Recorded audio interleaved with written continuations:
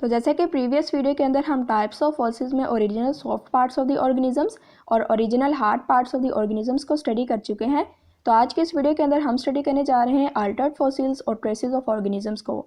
और ट्रेसेस के अंदर हम स्टडी करेंगे cast, mould, gastrolith, coprolite, tracks और ट्रेल्स को भी। तो अस्सलाम वालेकुम students, welcome to zoology with Amna. तो चलिए आज की वीडियो को स्टार्ट करते हैं। सबसे पहले अगर हम अल्टर्ड फॉसिल्स के अंदर Altered hard parts of the organisms को देखें तो with the passage of time क्या होगा कि अगर ऑर्गेनिज्म किसी ऐसे मीडियम के अंदर बरी है कि उसके ऊपर कोई केमिकल रिएक्शंस हो रहे हैं तो क्या होगा, ऑफ कोर्स उसके अंदर काफ़ी ज़्यादा कंसिडरेबल वेरिएशंस यानी कि चेंजेस जो हैं वो आ जाएंगे, यानी वो ओरिजिनल हालत में नहीं रहेगा। अब ये जो चेंजेस हैं ये कार्बोनाइजेशन या डिस्टिलेशन भी हो सकती है, पर मिनरलाइजेशन या फिर पेट्रिफिकेशन भी हो सकती है और रिप्लेसमेंट और मिनरलाइजेशन भी हो सकती है। अब हम डिटेल में देखेंगे कि इन चेंजेस के अंदर क्या होता है। अगर तो एक फॉसिल की कार्बोनाइजेशन या डिस्टिलेशन हो रही है तो इसका मतलब है कि with the passage of time oxygen, hydrogen, nitrogen और जितने भी बाकी एलिमेंट्स हैं कार्बन के अलावा वो सारे के सारे उसकी बॉडी से जो है वो लीव हो जाएंगे, यानी उसकी बॉडी से लॉस्ट हो जाएंगे और सिर्फ कार्बन की एक थिन फिल्म जो है वो हमारे पास रह जाएगी। इस प्रोसेस को हम कार्बोनाइजेशन या डिस्टिलेशन का नाम देते हैं। अब ये जो कार्बन की थिन फिल्म रहेगी ये सिर्फ और सिर्फ हमें ऑर्गेनिज्म की एक्सटर्नल अपीयरेंस या फिर एक्सटर्नल मॉर्फोलॉजी के बारे में ही डिटेल देगी। सम टाइम क्या होता है कि ये जो कार्बन की फिल्म है ये भी इवन लॉस्ट हो जाती है और सिर्फ सरफेस का एक रेप्लिका सा रह जाता है जिसको हम इम्प्रेशन का नाम देते हैं। अब इम्प्रेशन भी ऑफ कोर्स हमें एक्सटर्नल मॉर्फोलॉजी या फिर एक्सटर्नल स्ट्रक्चर के बारे में ही सिर्फ जो है वो इंफॉर्मेशन देते हैं। अब कार्बोनाइजेशन से किस तरह के हमें फॉसिल्स मिले हैं, कार्बोनाइजेशन से ज़्यादातर हमने फाइंड किया जेलीफिशेस के फॉसिल्स को, फिशेस को कुछ और पार्ट्स ऑफ ट्रीज को। नेक्स्ट हमारे पास प्रोसेस है पर मिनरलाइजेशन या फिर पेट्रिफिकेशन। अब पेट्रिफिकेशन का मतलब होता है कि स्टोन्स के अंदर टर्न हो जाने, यानी टर्न इनटू स्टोन्स। अब इस प्रोसेस में क्या होता है कि ऑर्गेनिज्म की बॉडी के अंदर जितनी भी स्मॉल इंटरनल कैविटीज़ हैं या फिर जो पोर्स प्रेजेंट है उनके ज़रिए से प्रेसिपिटेटेड मिनरल मैटर ऑर्गेनिज्म की बॉडी के अंदर एंटर होगा और इस ऑर्गेनिज्म की बॉडी या फिर जो फॉसिल अब बना हुआ है इस फॉसिल को स्टोन लाइक कर देगा।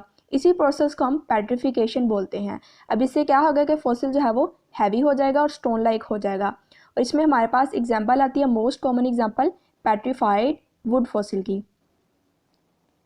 थर्ड हमारे पास प्रोसेस है रिप्लेसमेंट और मिनरलाइजेशन का।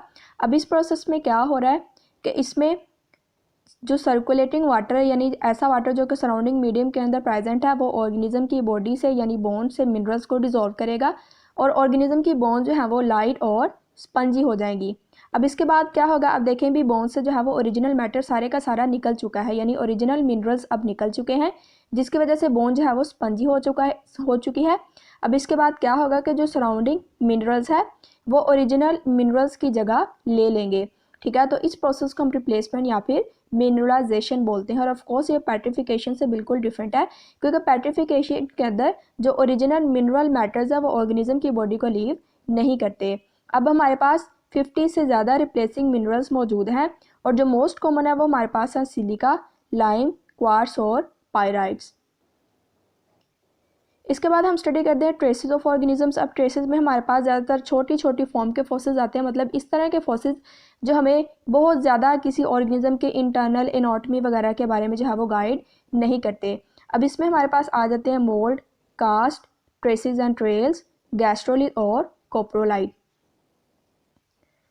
अब सबसे पहले अगर हम मोल्ड और कास्ट को स्टडी करें तो मोल्ड और कास्ट में हमारे पास क्या होता है, अब ये हमारे पास मोल्ड है और ये हमारे पास है कास्ट।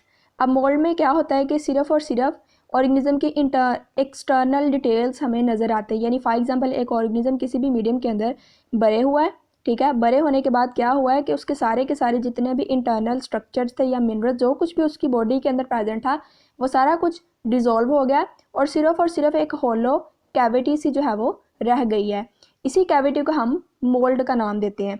ठीक है, और अगर ये कैविटी बहुत ही ज़्यादा थिन फॉर्म की है जैसा कि हमारे पास लीव्स, तो इसको फिर हम इम्प्रिंट का नाम देते हैं।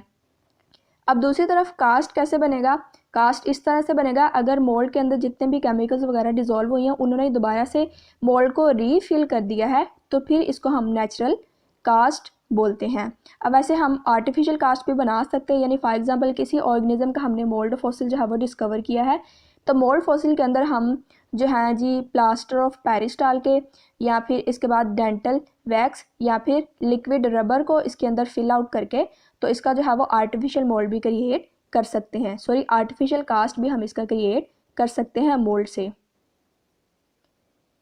नेक्स्ट हमारे पास है ट्रेस फॉसिल्स। तो ट्रेस फॉसिल्स हम बोलते हैं फुटप्रिंट्स को, यानी अगर किसी ऑर्गेनिज्म के फुटप्रिंट्स भी फॉसिलाइज हो गए हैं तो हम इनको ट्रेस फॉसिल्स बोलेंगे। और ज़्यादातर हमें ये एरिड और सेमी एरिड एरियाज़ के अंदर नज़र आते हैं। जैसे अब यहाँ पे देख सकते हैं कि डायनासोर के ये फुटप्रिंट्स या फिर डायनासोर्स के ट्रैक्स मौजूद हैं। अगर ये फुटप्रिंट जो है ये एक सीक्वेंस के अंदर मौजूद हो तो क्या होगा कि हमें ये जो इसका फुट का साइज़, इसके अलावा टाइप ऑफ गेट, यानी ऑर्गेनिज्म किस तरह से वॉक करता था, इसके बारे में सारी डिटेल्स ही हमें दे सकते हैं। और डायनासोर के फॉसिल्स हमें कनेक्टिकट वैली ऑफ यूएसए के अंदर हमें नज़र आते हैं। इसके बाद ट्रेल्स को अगर देखें तो ट्रेल्स बनेंगे हमारे पास ऑर्गेनिज्म की बैली से, मतलब अगर कोई ऑर्गेनिज्म जो है वो क्रॉलिंग है तो उसकी क्रॉलिंग एक्टिविटी से जो उसके निशानात बनते हैं उनको फिर हम ट्रेल्स का नाम देते हैं। नेक्स्ट हमारे पास है गैस्ट्रोलिथ्स। तो गैस्ट्रोलिथ्स हम बोलते हैं स्मॉल राउंडेड स्टोन्स को जो सिर्फ और सिर्फ हमें डायनासोर्स के रिब केजेस के अंदर से मिले हैं। और ये हमें ये थॉट किया जाता है कि ये जो गैस्ट्रोलिथ है ये प्रोबेबली डायनासोर्स को डाइजेशन के अंदर हेल्प करते थे। बिल्कुल ऐसे जैसे हम जानते हैं कि बर्ड्स के अंदर जो पिजन है, पिजन जो है वो अपने गीजट के अंदर ग्रेवल्स को रखता है। ग्रेवल्स मतलब कि स्मॉल जो सैंड वगैरह के पार्टिकल्स और स्मॉल स्टोन्स हैं उनको ले लेता है ताकि फूड को इजीली डाइजेस्ट किया जा सके या फिर जो ग्रेन्स हैं ग्रेन्स को क्रश किया जा सके। इसी तरह थॉट किया जाता है कि गैस्ट्रोलिथ जो है ये भी डायनासोर के अंदर डाइजेशन को इन्हेंस करने के लिए प्रेजेंट होते थे, यानी डायनासोर इनको खुद ईट अप करते थे। नेक्स्ट हमारे पास है कोप्रोलाइट। तो कोप्रोलाइट हम बोलते हैं फॉसल फीकल पैलेट्स को, यानी अगर किसी ऑर्गेनिज्म के फीकल पैलेट्स या फिर ऑर्गेनिज्म के जो ड्रॉपिंग्स हैं वो फॉसलाइज हो गए हैं तो फिर इनको हम कोप्रोलाइट का नाम देते हैं। अब ये जो कोप्रोलाइट ऑफ कोर्स ये हमें किसी भी ऑर्गेनिज्म की फीडिंग हैबिट के बारे में जो है वो काफ़ी ज़्यादा इन्फॉर्मेशन प्रोवाइड करती है।